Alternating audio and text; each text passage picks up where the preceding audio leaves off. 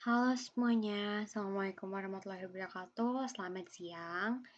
Jadi seperti yang aku mention minggu sebelumnya, aku akan coba untuk materinya itu setengah video, setengah juga Meet. Nah, ini materinya masih sama seperti minggu kemarin, yaitu merchandising operation. Minggu kemarin itu kita kan melakukan pembelajarannya via Meet Now ya. Nah, sekarang di minggu ini kita akan pembahasannya itu lewat video. Jadi kalian nonton video ini, nanti kalau misalkan kalian dalam menonton video ini ada yang bingung-bingung, bisa di SS bagian mana yang bingung dan bisa ditanyakan ke aku. Oke, aku juga akan tetap standby selama jam pembelajaran kita. Oke, nah kalau kalian ingat nih kemarin pas kita bahas problem 6 itu belum sampai selesai. Ya, jadi kita kemarin itu baru sampai jurnalnya aja. Tapi sebenarnya di soal itu dia minta sampai income statement parsial hingga gross profit untuk tahun 2020. Nah, sekarang sebelum kita buat income statement parsialnya, kita harus hitung dulu nih inventory kita yang tersisa itu berapa. Nah, hitungnya seperti ini. Ini jadi transaksi kalian kemarin ya. Oke. Nah, ini coba aku hide dulu untuk kita hitung inventory-nya. Jadi inventory-nya ini kita hitung dari tanggal 2. Kenapa dari tanggal 2? Karena di tanggal 1 ini kan kita terima pelunasan dari pelanggan doang. Nggak ada inventory yang bergerak nih di tanggal 1. Makanya perhitungannya baru kita mulai di tanggal 2. Ada 3 item yang kita jual, berarti ada melati, mawar, dan matahari. Pertama, dari tanggal 2 dulu. Jadi kita ini catat hanya proses masuk atau keluarnya inventory aja ya. Jadi angka-angkanya aja. Contoh, misalkan nih tanggal 2. Di tanggal 2 itu kan perusahaan jual secara kredit bunga melati dan matahari, jumlah tangkainya itu 5 dan 20. Kita jual, berarti inventory kita yang ada di gudang itu berkurang. Berarti di sini kalian tulis nih, untuk melati dan matahari, nah, minus 5 dan minus 20 karena barangnya terjual. Begitupun kalau kita beli ya, berarti kalau kita beli kan inventory kita bertambah. Makanya nanti di sininya tidak min, tapi plus. Ya. Kita lanjut. Di tanggal 4, kita jual lagi nih masing-masing 12 tangkai, 10 tangkai, dan 20 tangkai. Berarti tulis lagi minus karena penjualan. Ya, nih. Minus ya. Lalu lanjut ke tanggal 7. Tanggal 7 itu kita Daisy beli 10 melati, 9 mawar, 20-nya itu matahari. Karena beli berarti bertambah. Kalau bertambah berarti nah, lihat ya apa namanya? Positif. Sorry. Ya, ada dua ya. 10, 9 dan 12. Berarti 10, 9, 12. Lanjut ke tanggal 8. Tanggal 8 itu hanya pelunasan, berarti nggak ada inventory yang bergerak, jadi nggak perlu dicatat.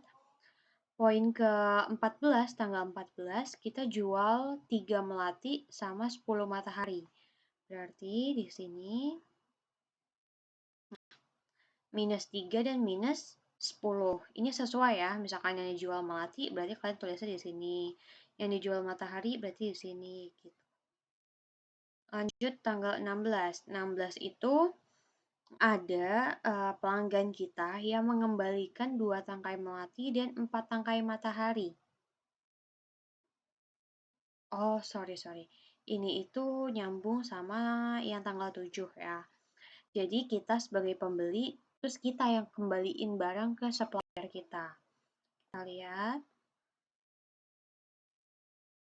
Nah, minus. Jadi kalau kita yang beli terus kita return, itu sama perlakuannya seperti kalau kita jual barang, minus. Karena inventory kita berarti kan berkurang di gudang. Intinya sih tandanya kamu nggak perlu pusing, kamu lihat aja barangnya masuk atau keluar. Kalau keluar dari gudang berarti minus, kalau masuk berarti plus gitu ya.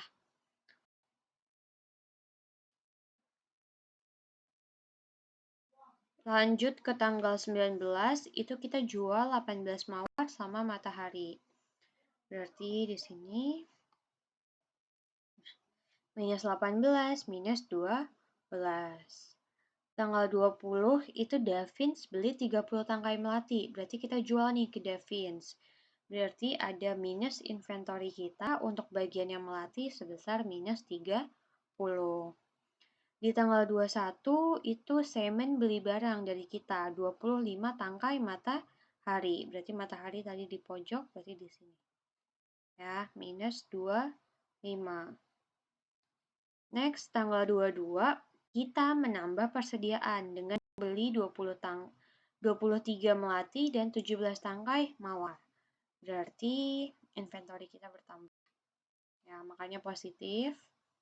Selanjutnya kita jual melati, mawar sama matahari masing-masing 10 tangkai. Berarti masing-masing minus 10. Lalu Maura itu membeli secara kredit 15 matahari. Berarti di Juni ada matahari minus 15.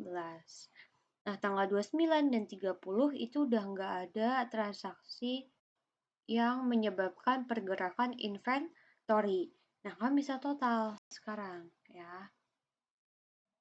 Nih, masing-masing aku total. Lihat ya. Nih, misalkan ini pertama dulu deh. Bagian melati. Bagian ini ada tambahan 55 ditambah sama dari yang atasnya. Yang atasnya nih kalau tambah ya kamu tambahin, kalau minus kamu kurangin. 55 nih apa? 55 ini adalah inventory-nya. Nih, 55 tangkai. Sama juga seperti kita coba lihat ya.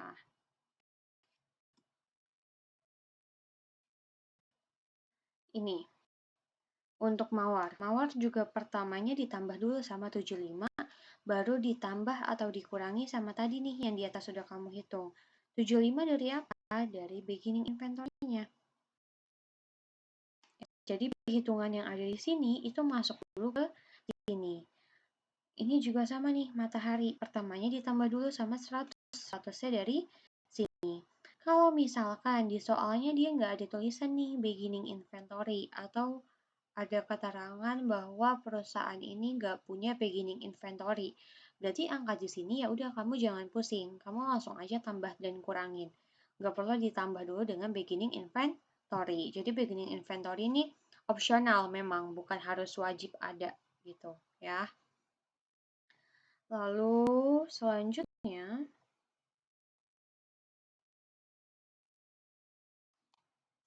oke, udah selesai ya. Ini untuk perhitungannya, ini udah selesai. Sekarang baru ininya aku unhide dulu. Nah, ya. Ini angka yang tadi kita hitung. Sekarang kita ke bagian income statement-nya.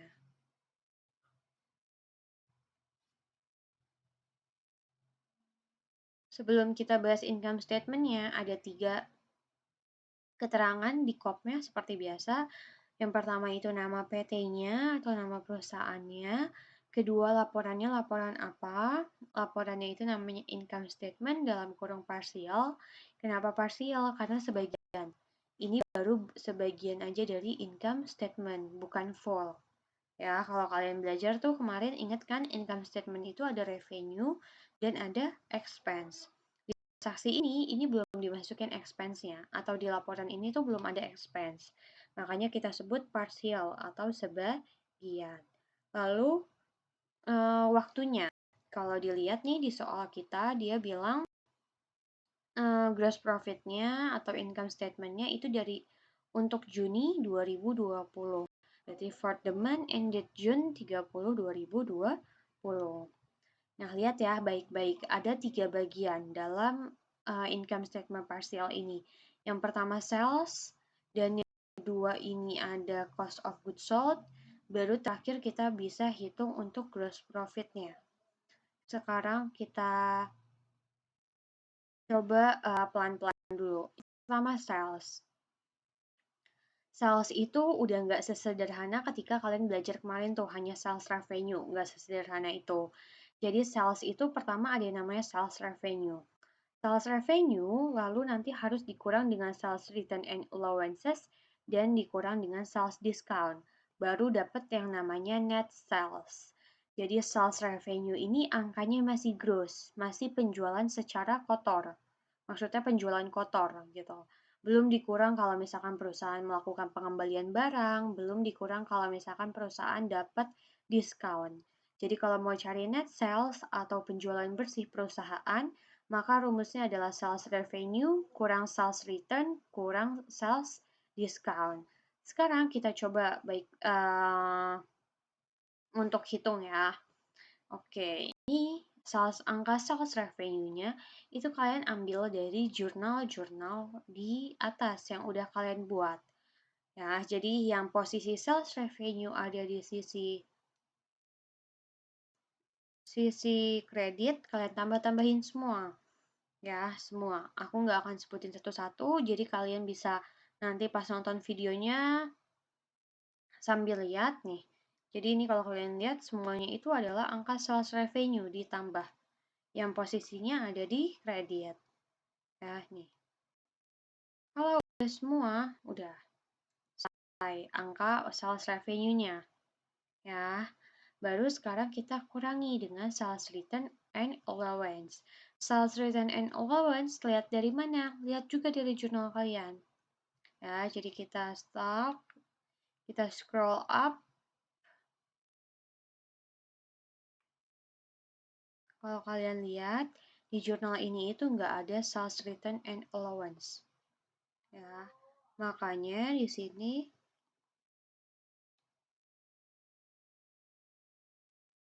angkanya 0. Yang kedua, sales discount. Sales discount juga sama, lihat dari soal. Ya, nih. Lihat dari jurnal yang udah kalian buat, sales discount itu posisinya ada di sisi debit. Jadi ada 1, 2, 3, 4. Kalian tambahin semua. Ya. Nah, sekarang baru kita bisa cari pengurangnya. Jadi, untuk lebih mudah, angka sales return dan angka sales discount kalian jumlahin taruh di sisi sini. Karena returnnya nggak ada, berarti 48 tinggal dipindahin aja ke 48. Ke sini. Ya, ini pindah ke sini. Net sales dapat dari sales revenue dikurang 48. Ingat ya, sifatnya mengurangi. Jadi jangan sales revenue ditambah dengan sales return dan discount, tapi dikurangin. Ini dapat untuk net sales-nya. Sekarang cost of goods sold. Cost of goods sold pertama, ini juga stepnya agak panjang ya. Jadi pertama ada yang namanya inventory June 1. Ini maksudnya inventory saat awal atau bisa juga lah kita bilang sebagai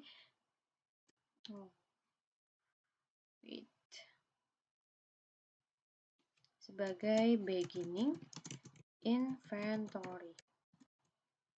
Ya, beginning inventory ini angkanya dapat dari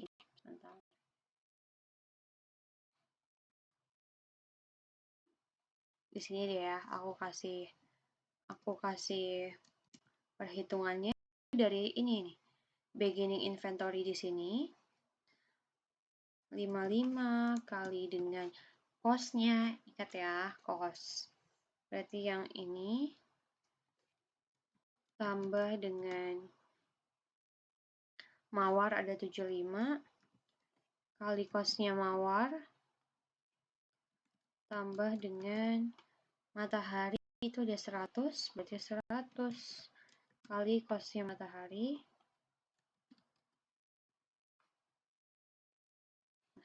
sama ya, angkanya sama-sama 105. Jadi ini perhitungannya. Ditambah lagi dengan purchase. Purchase kalian cari juga dari jurnal di atas kalian. Ambil yang angkanya atau yang akunnya itu purchase. Ada dua, ada 260 dan ada 320. Taruh di sini 580. Sama kalau tadi sales revenue itu kan harus dikurang sales return allowance, harus dikurang sales discount. Purchase juga sama, harus dikurang purchase return dan purchase discount. Makanya nih dua akun ini itu suka dibilangnya contra account. Jadi sales return and allowance dan sales discount itu contra account-nya sales revenue.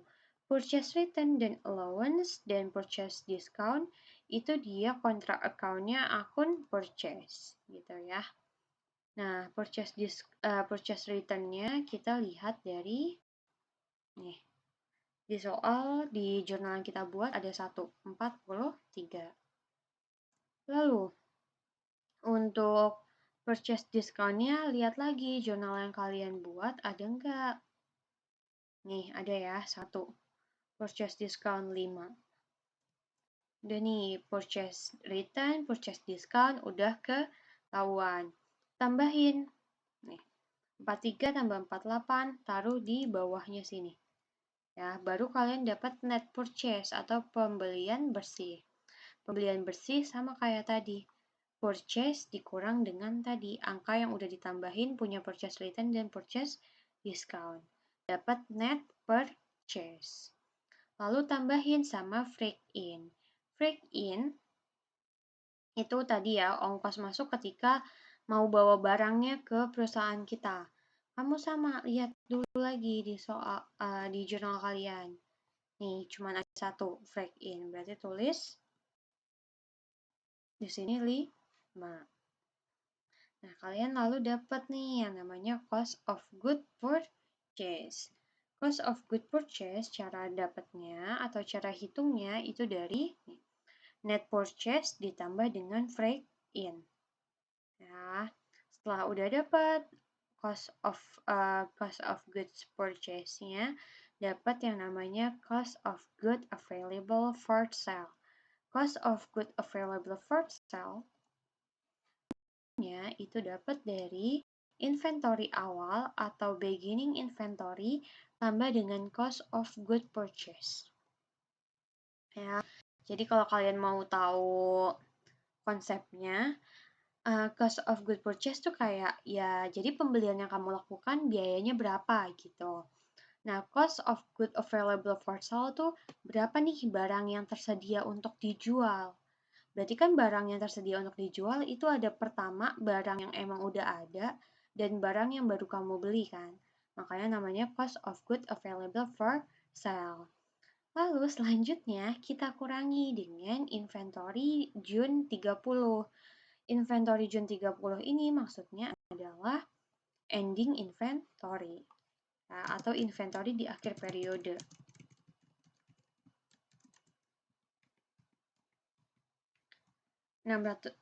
Di sini deh aku hitung ya. Rinciannya dari perhitungan yang tadi kita hitung.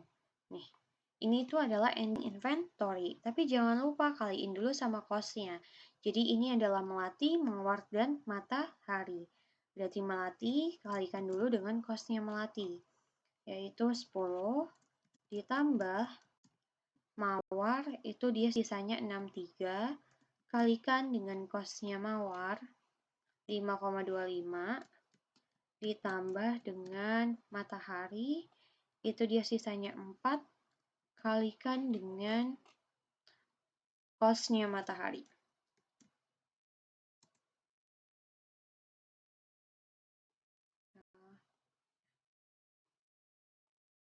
Nah, 613-nya ini kalau misalkan kalian lihat, nah, koma angkanya. Karena angkanya koma, dan ingat ya aturannya itu harus di round up ke atas.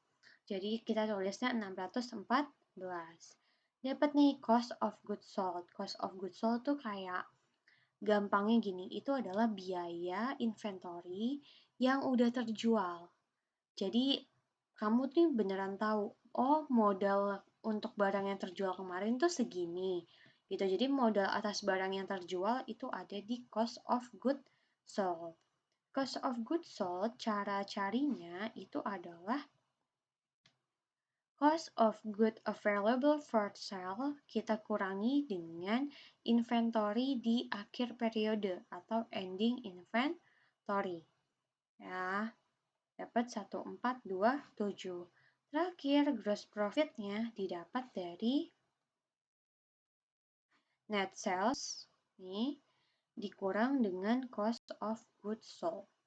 Dapat gross profit.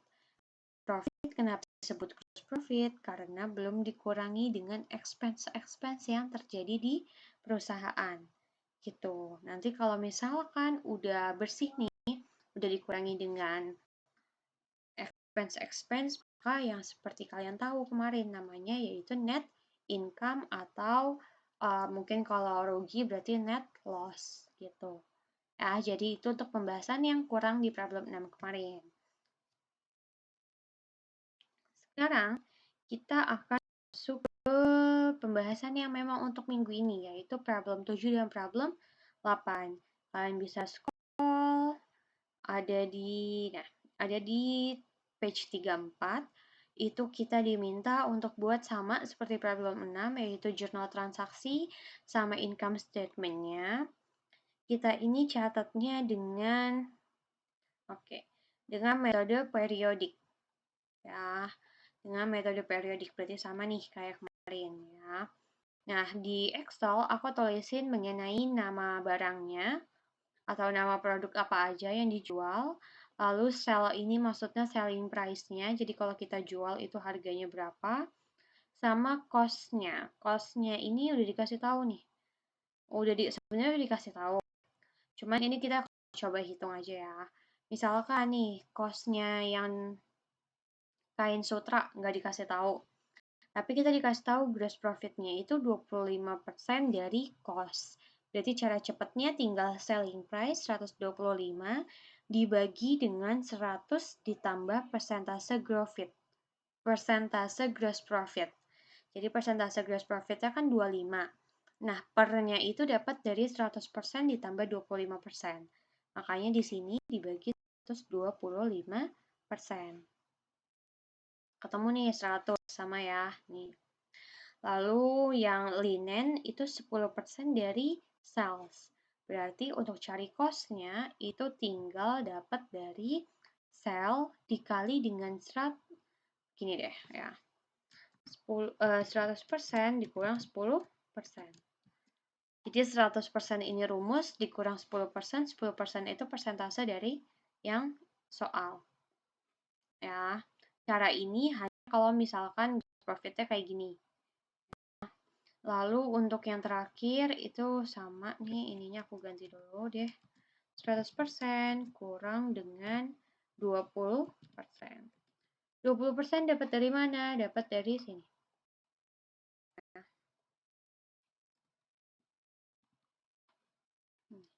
Kalau ini tadi aku jabarin juga.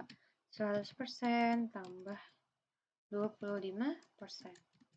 Jadi kelihatan ya bedanya kalau cost itu dia dibagi, kalau sales dia cuma dikali.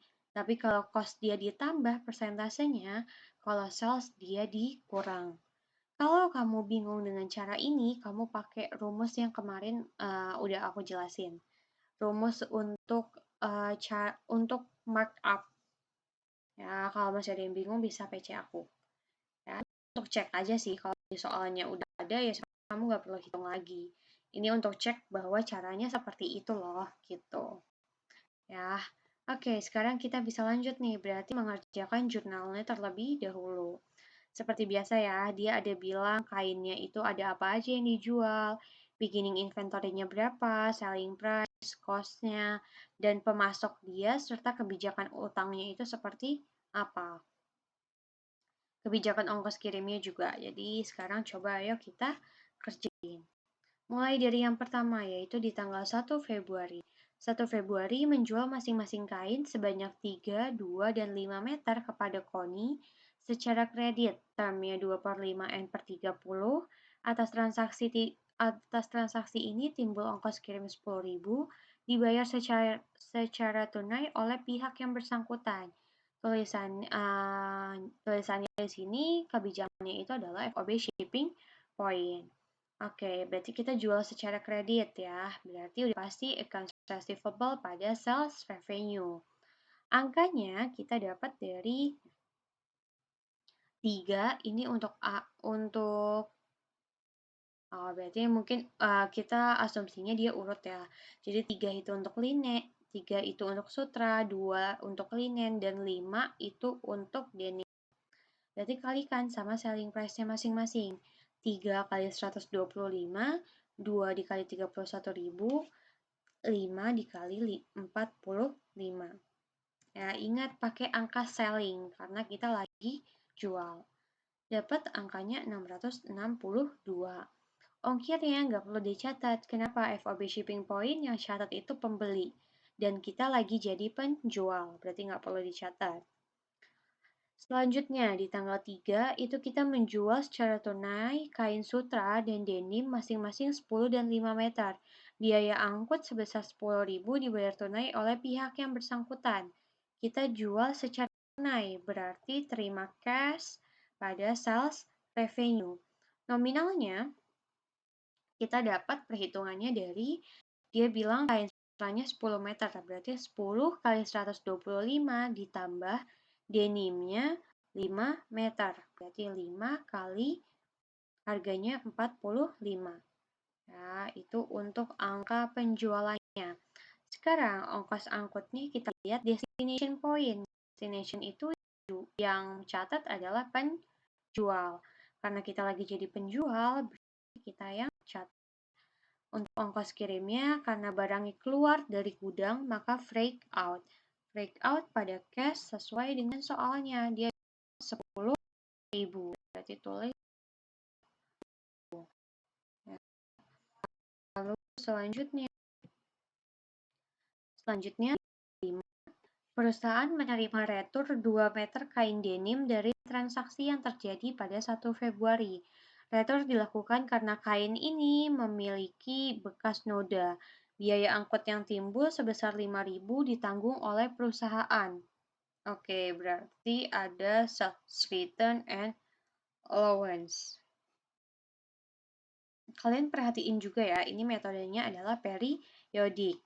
Ya, kalau masih belum hafal jurnal-jurnalnya, pas nonton video ini bisa sambil lihat catatan jurnalnya.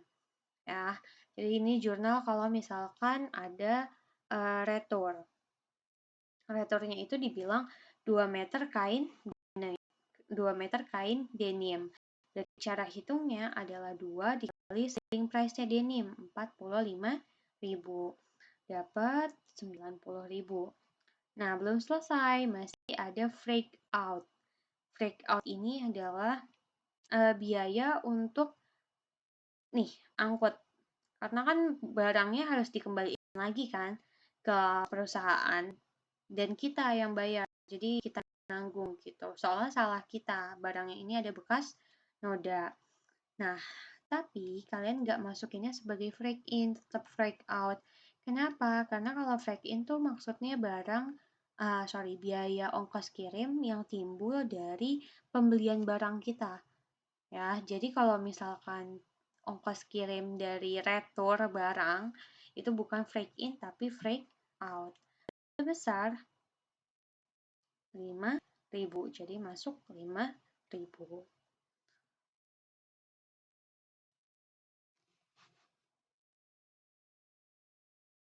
Tanggal 8. Perusahaan membeli kembali secara kredit untuk menambah persediaan kain linen sebesar 10 meter kepada Material Corp. Biaya angkut yang timbul atas transaksi ini sebesar 8.000.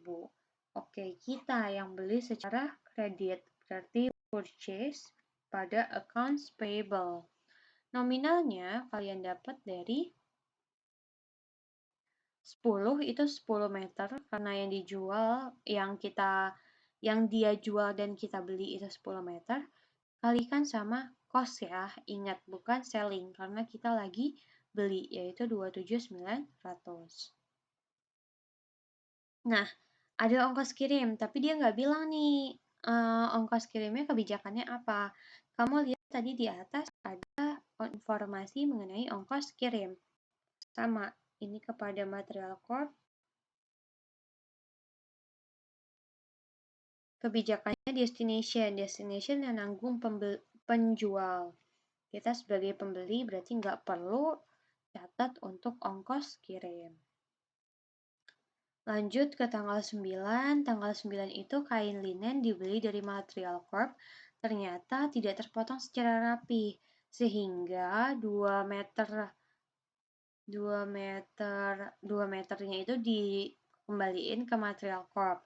Nah, ada transaksinya. Transaksi ini tuh menimbulkan biaya angkut 8.000. Destination point lagi, berarti nggak perlu kita catat ya untuk ongkos kirimnya. Kita catat aja pengembaliannya. Pengembaliannya jurnalnya akan payable pada purchase return and allowances.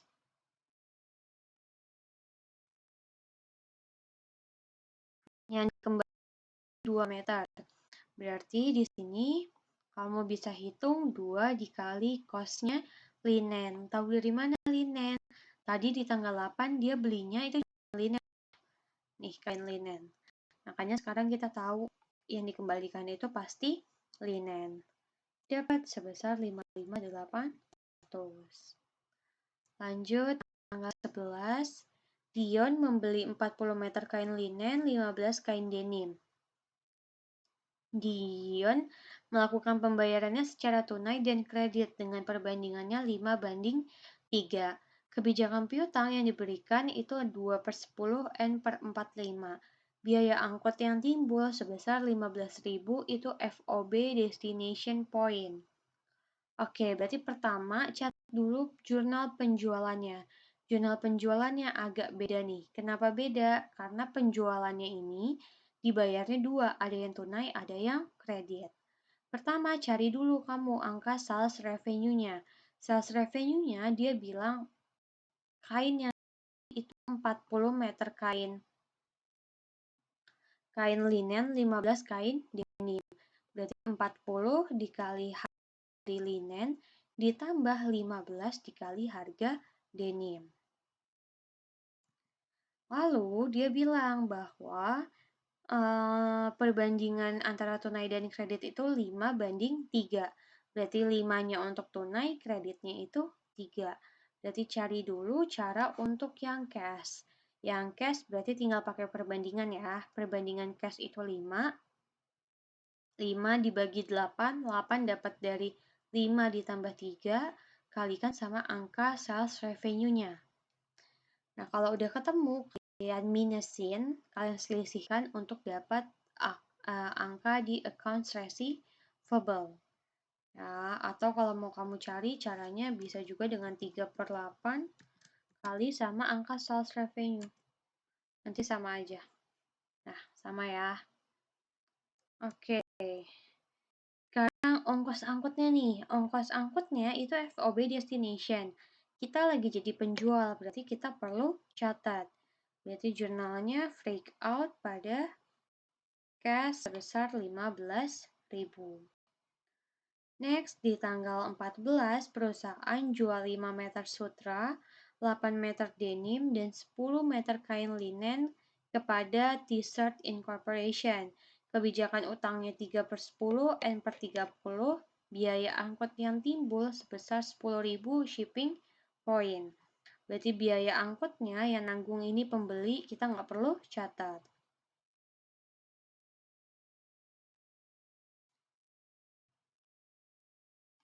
Jurnal penjualannya accounts receivable pada sales revenue. Sekarang angkanya kita dapat dari, kalikan dulu. Pertama ada 5 meter kain sutra, berarti 5 kali 125.000. Ditambah kain denimnya 8, berarti 8 kali 45.000. Linennya 10, berarti 10 kali 31.000.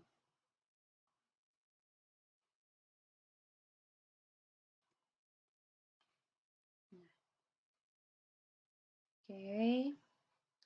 Lanjut ke tanggal 17. Tanggal 17 dia bilang menerima seperlima pelunasan dari KONI, sisanya akan dilunasi pada akhir bulan Februari.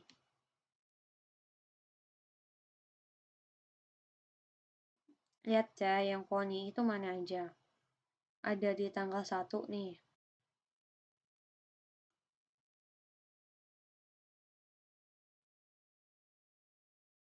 tanggal 1, lalu ini ada retur, ya, ada retur, udah, cuman di tanggal 1 aja ternyata, ya. Nah, berarti kalau jurnal pelunasan, kita lihat dulu nih.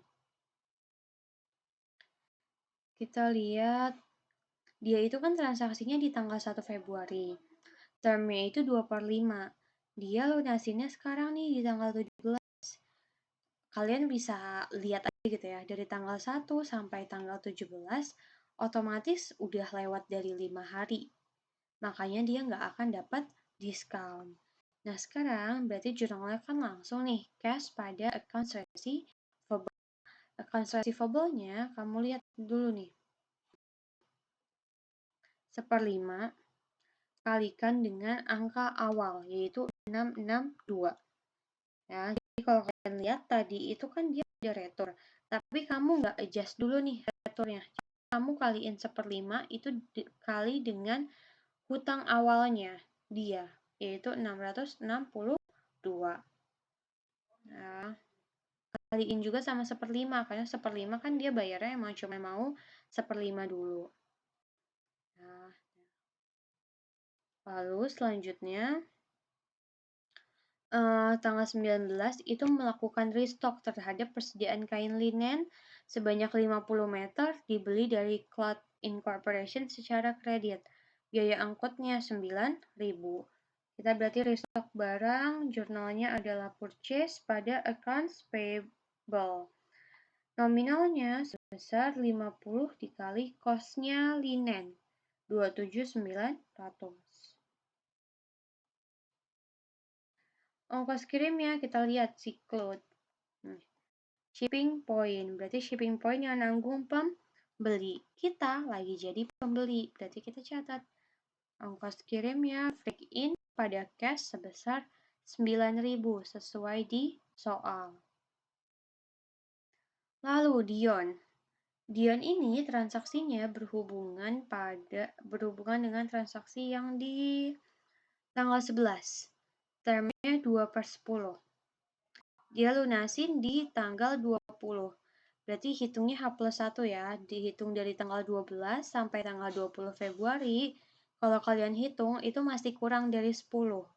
Yang artinya dia masih bisa nih dapat diskon 2%. Makanya jurnalnya cash pada sales discount dan AR. AR-nya dulu yang ditulis. AR-nya itu dapat dari angka ini. Ya, aku tandain, aku warnain biar kalian ngeh. Nah, ya. Lalu hitung dulu sales discount-nya. Sales discount-nya aku hitung di sini deh. 2% kali accounts receivable.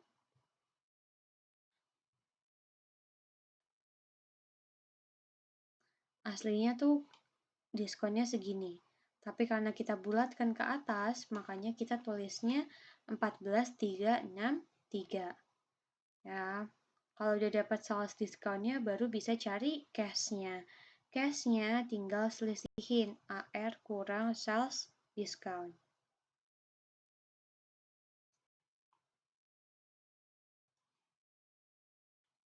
Lanjut ke tanggal 21.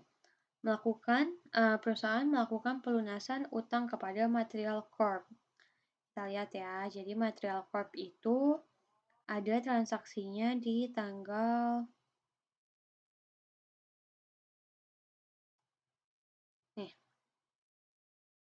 transaksinya di tanggal 8, tapi kita ada retur barang di tanggal 9-nya. Berarti kamu lihat dulu juga kebijakannya. Material Corp itu kebijakannya 3/15.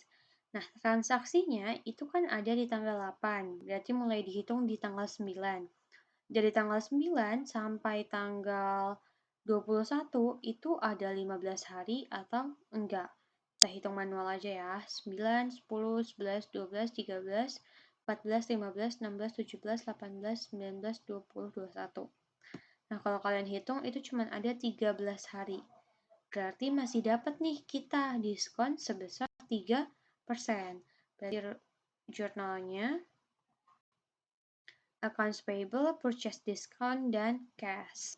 Pertama, cari dulu angka accounts payable-nya. Accounts payable-nya dapat dari nih yang pertama 279 dikurang 55800 karena kita melakukan retur. Kalau udah ketemu accounts payable-nya, cari purchase discount-nya. Purchase discount-nya berarti 3% kalikan dengan accounts payable. Dapat 6696. Selesai purchase discount, baru cari angka cash. Angka cash tinggal diselisihkan AP kurang purchase discount.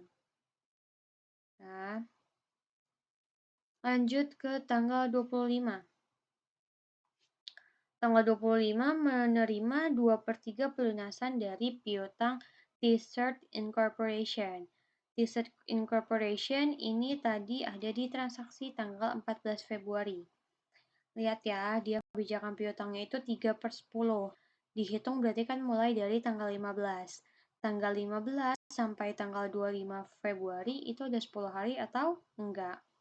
Kita hitung 15, 16, 17, 18, 19, 20, 21, 22, 23, 24, 25, 26. Oh, kalau 25 itu jatuhnya 16 hari. Ya, jadi udah nggak termasuk nih. Udah nggak termasuk periode diskon. Coba sebentar, aku hitung lagi ya. 15, 16, 17, 18, 19, 20, 21, 22, 23, 24, 25. Sorry, kalau 25 itu 11 hari. 11 hari juga udah nggak masuk ya. Ini 3/10, berarti dia nggak dapat diskon. Kalau misalkan nggak dapat diskon, berarti jurnalnya cash pada accounts receivable. Angkanya ini dapat dari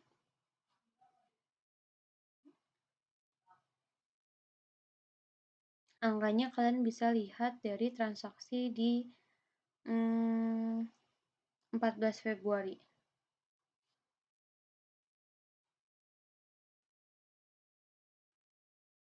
Ini, jadi aku 2/3 kalikan transaksi di 14 Februari. Masalah, jangan yang ambil ini deh. Ini. Ya. 836333 itu aslinya, tapi karena kita round up ke atas, kita bulatkan ke atas, maka yang ditulis 863334 ya. Jadi ini aku ganti lagi jadi ini. Tanggal 27, Tuan Brown melakukan pembelian 20 meter kain sutra. Pembayaran dilakukan dengan 70 tenai, sisanya secara kredit. Transaksi ini menimbulkan biaya angkut 12.000 FOB destination point. Oke, jadi yang pertama seperti biasa jurnal penjualannya dulu. Karena pembayarannya ada dua, berarti ada cash yang muncul. Dia itu beli 20 meter kain sutra. Berarti 20 meter, 20 kali harga selling price-nya sutra, yaitu 125.000. Bagi pembayarannya ke cash dan kredit. Cash dia bilang itu 70%-nya tunai. Atau kamu juga mau hitung kebalikan nggak apa-apa ya. Jadi kita hitung AR-nya. AR-nya itu 30% kali sales revenue. 30% dapat dari mana? Dapat dari kalau tunainya 70%, berarti otomatis AR-nya atau accounts receivable-nya itu sisanya, yaitu 30%. 30 kamu kaliin aja sama sales revenue. Ya, tuh. Nah, cash-nya tinggal selisihin. Atau kalau kamu mau hitung secara terbalik, kamu hitung cash-nya dulu, nanti juga angkanya akan sama aja. Yang kedua, perlu catat ongkos angkut karena ini kebijakannya FOB destination. Karena barangnya keluar, maka jurnalnya break out pada cash sebesar 12.000. Lalu tanggal 28 itu kita menerima sisa piutang yang belum dilunaskan dari T-Cert Incorporation. Nah, T-Cert Incorporation ini kalau kalian lihat, itu dia transaksinya di tanggal 14. Nah, dia udah melunasi sebesar 2/3 di tanggal 25. Berarti sekarang jurnalnya itu cash pada accounts receivable. Ini udah pasti ya, nggak akan dapat tanggal 25 tuh yang ini kan nih. Ini udah pasti dia nggak akan dapat diskon, karena yang tadi aja dia nggak dapat nih. Apalagi yang sekarang udah pasti nggak dapat gitu ya. Cuman kalau di sini mungkin masih dapat diskon, kamu perlu lihat lagi di sini kira-kira nanti dia akan dapat diskon juga atau enggak. Nah, angkanya ini ambil dari hutangnya si t-shirt saat awal atau accounts receivable-nya kita kurangi dengan yang sudah dia bayar. 963.334. Nah, berarti cuma sisanya aja sekarang ya.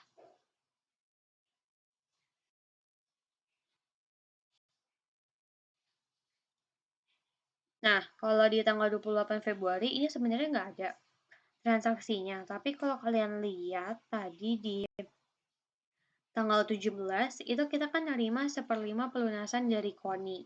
Dibilang akan dilunasi di akhir bulan Februari. Nah, ini yang mau kita catat. KONI itu pelanggan kita ya. Jadi seperti jurnalnya sama cash pada accounts receivable. Nominalnya dapat dari ini saat awal 662 dikurang dia melakukan return 90.000 dikurang lagi sama 132.400 pas dia udah bayar sebagian di tanggal 17 Februari. Ya. Udah selesai untuk transaksi jurnalnya. Nah, sekarang karena kita mau hitung income statement lagi, berarti mau nggak mau kamu harus hitung lagi nih pergerakan dari barang kita. Nah, jadi kita hitung.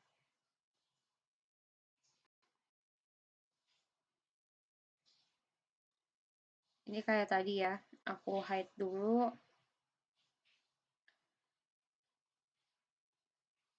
Nah, supaya lebih gampang. Yang ininya diabaikan aja dulu ya. Ini kalian nggak perlu lihat dulu, nanti takutnya pusing. Oke, kita lanjut dulu ke hitung inventory-nya. Hitung inventory-nya pertama itu kita jual 325. Kalau jual berarti barangnya akan berkurang minus. Lalu di tanggal 3 itu kita jual lagi. Sutra sama denim 9,5. Berarti minus. Minus 10 minus 5. Di tanggal 5 itu kita terima retur 2 kain denim. Berarti denim di sini plus 2.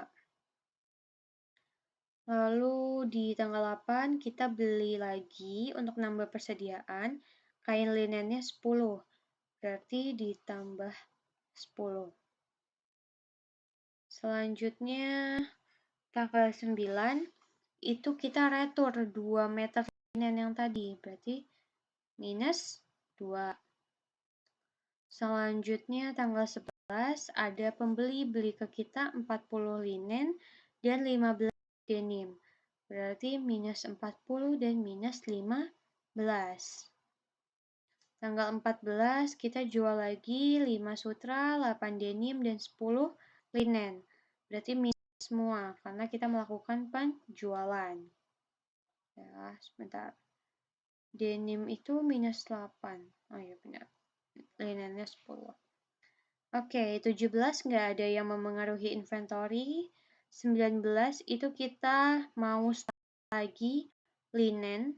Berarti di tanggal 19 ada linen plus 50. Tanggal 20 itu nggak ada. 21 nggak ada. 25 nggak ada. Ada lagi itu di tanggal 27. Ya, jadi ada melakukan pembelian 20 sutra. Orang beli ke kita makanya minus. Lalu sama ya seperti tadi ketika kamu menjumlahkan, jangan lupa masing-masing item ditambah dengan beginning inventory-nya. Ya, kalau untuk sutra tambah 100, linen ditambah 50, nih, lalu denim ditambah 150. Ya, baru ditambah sama yang di atas tadi. Lalu, udah selesai untuk untuk perhitungan inventory di akhirnya. Sekarang layar besarin sebentar.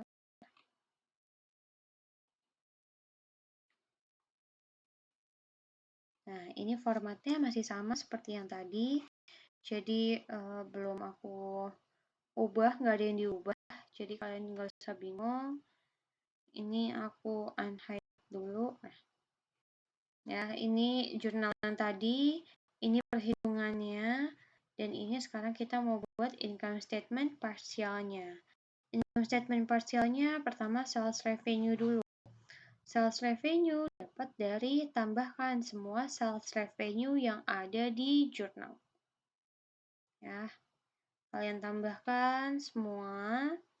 Lalu untuk sales return and allowance-nya juga sama. Lihat di jurnal ada atau enggak sales return and allowance. Nih, ada ya. Cuma ada satu, 90.000. Lalu sales discount-nya, lihat juga ke jurnal, ada satu. Nih, ya. Lalu udah selesai nih untuk sales-nya. 90 ditambah 14.363 tambahkan taruh di sini. Net sales dihitung dari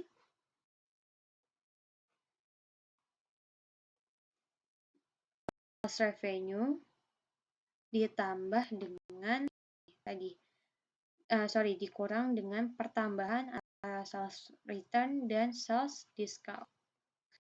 7.742.637. Itu untuk net sales.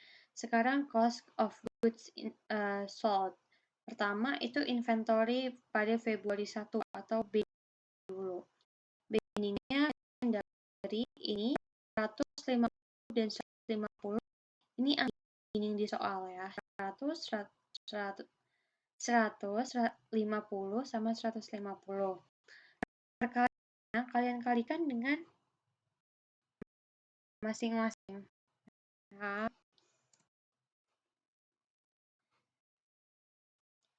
baru kita hitung untuk purchase. Purchase seperti tadi di problem sebelumnya. Lihat jurnal yang ada purchase-nya. Tambahin. Ya. Untuk purchase return dan allowance-nya aku sama ya, masih sama kayak tadi caranya. Jadi aku langsung.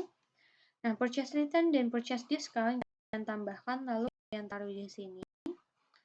Nanti kalau kalian mau hitung net purchase-nya, berarti caranya tinggal purchase dikurang dengan tadi penambahan dari purchase return dan discount, ditambah lagi dengan fake in.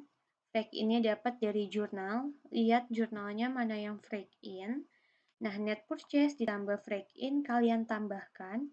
Nanti hasilnya itu jadi cost of good purchase. Cost of good purchase ditambah inventory awal itu jadi cost of good available for sale. Ya, cost of good available for sale dikurang dengan ending inventory. Ending inventory-nya dapat dari untuk kuantitasnya itu dapat dari perhitungan ini yang di bawah dikalikan dengan cost yang ada di atas. Ya. Jadi ending inventory-nya itu dapat dari situ. Nah, untuk cari cost of goods sold, jangan lupa caranya itu berarti adalah 18 jutanya itu cost of good available for sale, dikurang inventory ending, jadi cost of good sold. Belum sampai situ aja, tapi cari gross profit-nya. Gross profit-nya caranya tinggal net sales dikurang COGS. Dapat gross profit. Jadi kalau kalian lihat cost of goods sold nih angkanya agak sedikit complicated dan ngaruh kemanapun itu. Jadi misalkan contoh kamu ada salah di sini, nanti berarti net purchase-nya salah, cost of good purchase-nya salah, cost of good available for sale salah, COGS salah, gross profit salah. Makanya penting nanti kalau ujian dilihat baik-baik yang ditanyanya apa, angkanya berapa, hitungnya juga jangan salah, dan pembulatannya. Itu yang penting ya, pembulatannya jangan sampai Salah. Oke, selanjutnya kita lanjut ke problem 8. Problem 8 itu dia jualnya elektronik, kalau tadi kan kain. Nah, produknya itu ada LED, TV, kulkas, mesin cuci, beginning inventory-nya dikasih tahu, selling price-nya dikasih tahu, cost per unitnya juga dikasih tahu. Nah, terus ada apa namanya, kebijakannya nih untuk supplier dan untuk customer. Kita dikasih tahu ongkos kirimnya gimana dan kebijakan utang serta piutangnya itu gimana. Nah, yang diminta di soal itu kita diminta lagi untuk buat jurnal transaksi sampai income statement dan gross profit-nya mereka. Untuk income statement-nya sampai gross profit ya, parsial kayak yang tadi kita udah bahas. Oke, berarti kita lanjut dulu ke transaksinya. Di tanggal 1 Januari, Thanos, wait, kita lihat dulu. Kita itu Gadget Corp ya. Di tanggal 1 Januari, Thanos beli 3 unit TV LED dan 2 kulkas. Pembayarannya dilakukan secara kredit. Transaksi ini menimbulkan biaya angkut sebesar 10 dibayarkan oleh Thanos secara tunai. Kebijakan kredit perusahaan itu 2/5 N/30. Berarti transaksinya itu adalah transaksi kredit, berarti accounts receivable pada sales revenue. Angkanya kalian bisa dapat dari 3 dikali dengan harga TV LED ditambah 2 dikali dengan harga kulkas.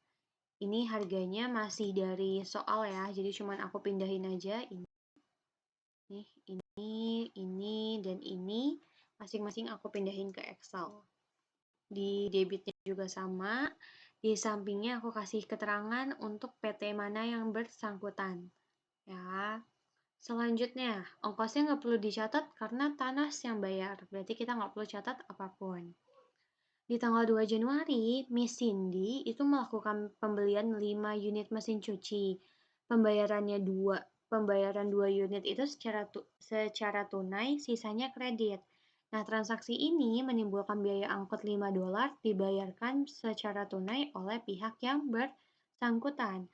Nah, oke, berarti pertama jurnal penjualannya dulu. Jurnal penjualannya pertama kita cari untuk angka sales revenue-nya. Sales revenue-nya dia beli 5 mesin cuci, berarti 5 dikali 1.700. Nah, dia bilang kalau misalkan 2 unit dibayarnya itu secara tunai. Berarti yang di cash kamu kalikan 2 dikali 1.700.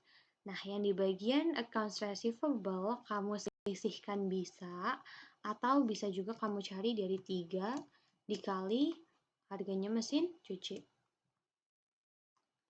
Nah, akan sama aja ya, jadi terserah mau pakai mana yang lebih gampang. Ini aku hapus.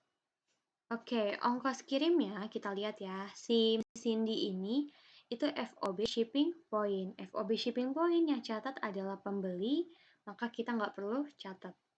Ya, kita bisa lengkap langsung ke tanggal 7.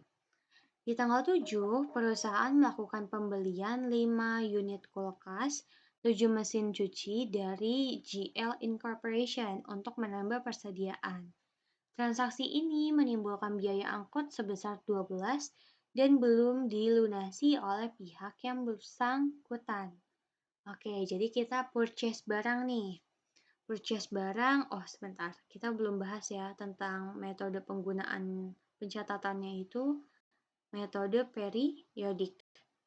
Nah, berarti tanggal 7 ini pertama dicatat purchase dulu pada accounts payable, nominalnya dari 5 unit kulkas dikali dengan 2.000 cost ya, ingat jangan selling price, ditambah mesin cucinya 7, berarti 7 dikali 1.500.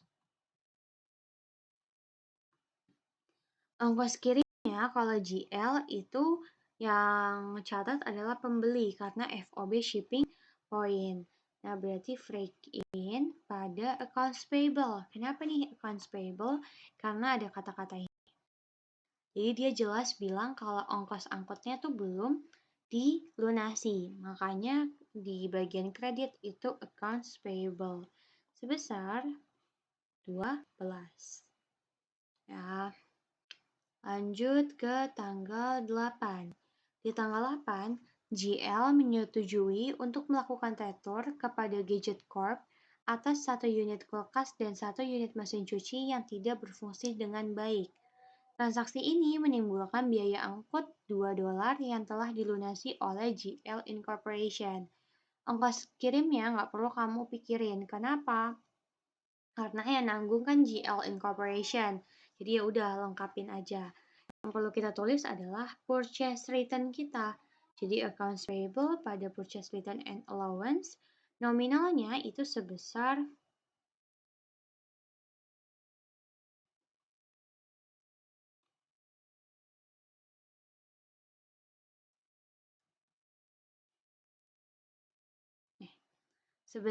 masing-masing kan satu, jadi satu kulkas ditambah satu mesin cuci, jadi ketemu 3.500. Tanggal 9, Mr. Tony melakukan pembelian 15 unit TV LED. Pembayaran dilakukan 30% secara tunai, sisanya secara kredit. Ongkos kirim yang timbul dari transaksi ini $15 telah dilunasi oleh pihak yang bersangkutan. Jadi buat dulu jurnal penjualannya akan ada cash karena dia jualnya itu ada yang secara tunai. Sales revenue-nya dia bilang tadi 15 TV yang dibeli. Berarti 15 dikali harga TV itu 2.000. Selanjutnya dia bilang 30% secara tunai. Berarti kamu cari tunai ini dengan cara cash-nya yaitu 30% kali sales revenue. Di bagian AR-nya tinggal kamu selisihkan aja.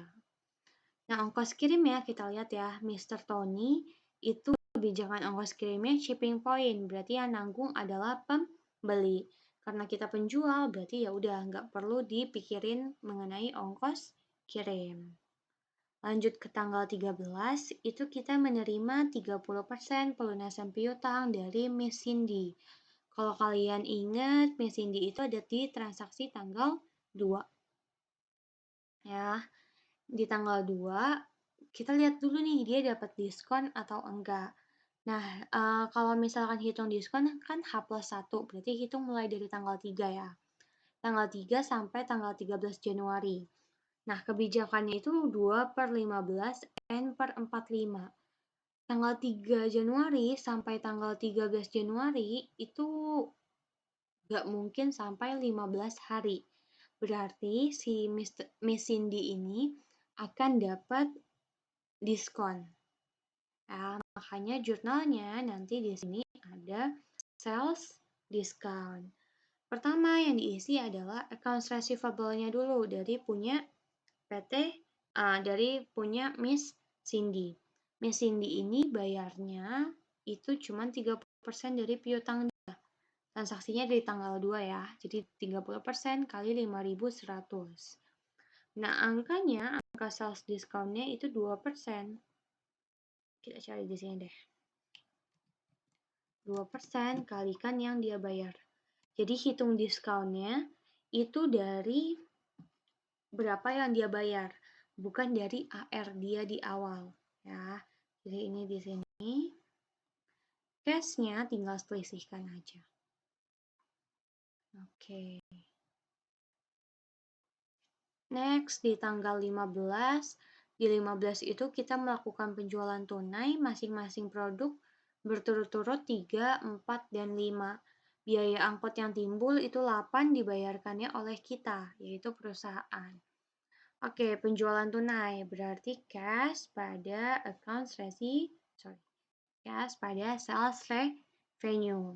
Nominalnya kalikan 3, 4, 5 masing-masing berturut-turut. Berarti 3-nya itu TV LED, 4-nya kulkas, 5-nya mesin cuci. Cash-nya juga sama.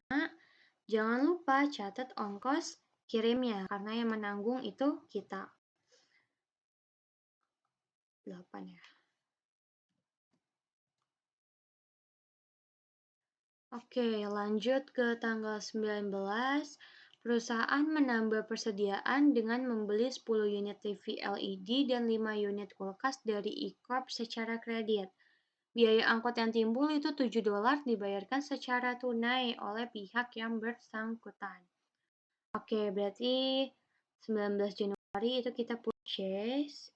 Purchase-nya angkanya kalian kalikan 10 TV LED, berarti 10 dikali 1.800 ditambah 5 dikali 2.000. Ingat, beli itu pakai cost, bukan selling price.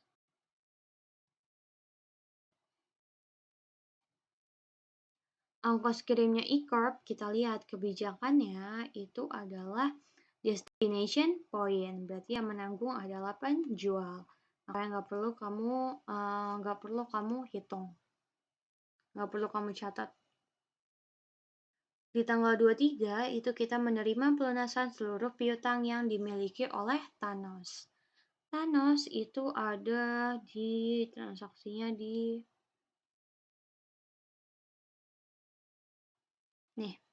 tanggal 1 Januari.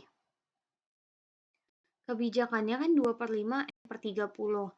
Kalau kalian lihat dari tanggal 1 Januari sampai di tanggal 23 otomatis pasti udah lebih ya dari 5 hari. Makanya si Thanos ini nggak akan dapat diskon. Berarti nominalnya langsung cash pada accounts receivable. Nominalnya ini kalian ambil dari sini.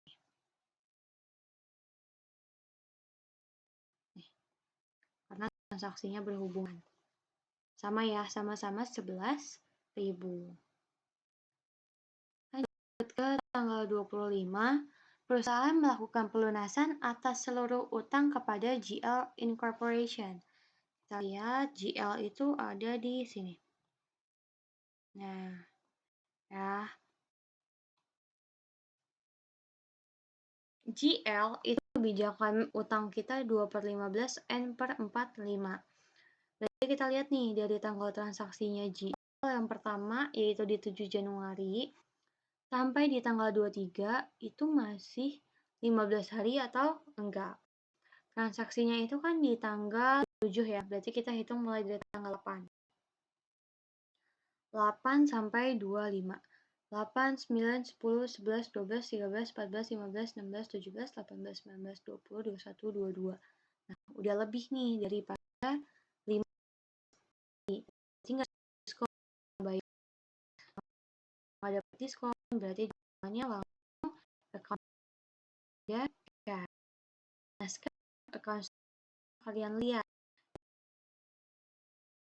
1.500, tapi atau 3.500. Angkanya sama. Tanggal 27 terjadi kerusakan 3 unit pada TV LED yang dijual kepada pelanggan tunai pada 15 Januari, berarti transaksi yang ini, sehingga perusahaan setuju untuk melakukan retur. Atas transaksi ini, perusahaan menanggung biaya angkut sebesar 2 secara tunai. Oke. Aku catat ongkos angkutnya dulu ya. Ongkos angkutnya, ingat freak out pada cash. Freak out kenapa? Karena dia ini adalah ongkir yang timbul dari returnya pelanggan, bukan pembelian barang. Kalau pembelian barang memang barang masuk tapi atas pembelian. Kalau ini kan barang masuk karena retur, makanya ongkosnya itu nggak pakai akun freak in tapi pakai akun freak out. Sebesar 2 ya. Nah, lalu jurnal returnnya kita catat retur. Sales return and allowance sebesar yang dia retur itu 3 unit TV, berarti 3 kalikan dengan selling price TV 2.000.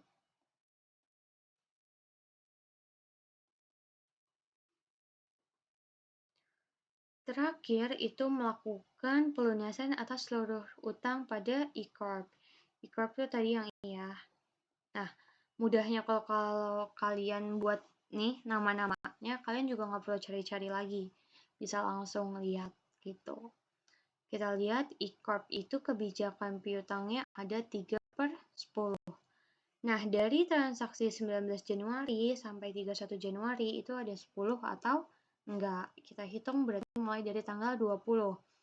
20, 21, 22, 23, 24, 25, 26, 27, 28, 29.